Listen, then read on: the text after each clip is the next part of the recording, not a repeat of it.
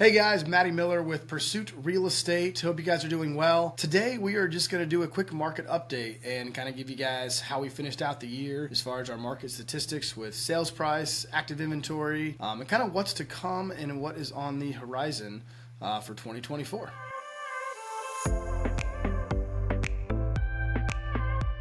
All right, so obviously the number one question that I get asked when I go out in and around Jacksonville and surrounding areas is, hey, how's the market going? Heard this or I've heard that, and people ask a lot of questions about, what do I think's going to happen here soon? And the only thing I can tell them is we haven't really seen our sales price fall too much. Even in December, we were still running at about our average sales price, or median sales price, running at 367 for our area, which the highest peak it ever had gotten to was 375. So we did see a little bit of a peak through the early part of 23 and then kind of back up through the summer. And even in December, our median sales price was still at 367. So sales price wise has kind of stayed pretty flat. So we haven't seen too much of a change in that on the price side. Sales are pretty flat on that one. We have seen a decline in the amount of closed sales that have happened. So we're seeing less sales, but more of them for a higher price. So not as many properties have been churning, and that's kind of our inventory issue. So that's kind of why properties are staying pretty valuable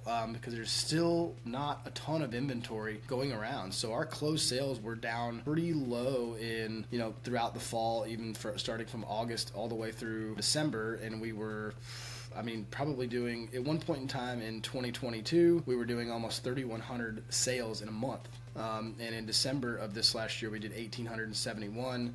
And in October, we did 2,000. So it was actually 2,050. But you can see that there's more deals that are going for higher, but there's not as many of those deals going around. So that's where we're at right there. So the closed sales, the numbers are staying high.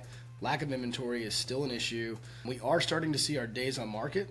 That's another one that a lot of people ask is they say, hey, days on market, how long is it going to take me to sell my house? Okay, well, on average, the highest days on market that we've seen, which by the way is extremely still a seller's market, the highest days on market that we've seen in the last 2 years was 59 days on average. And that was in January of 2023. So basically a year ago, we were at 59 days. Currently in December, we were at 48 days.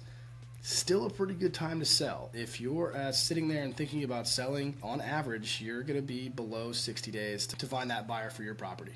So still a pretty good time to sell, still a limited inventory, still a pretty good market for everyone. We're starting to see those interest rates kind of flatline. They're out of the sevens now, so they're in those mid to high sixes, sometimes even low sixes. FHA or VA might even be on the high five sides.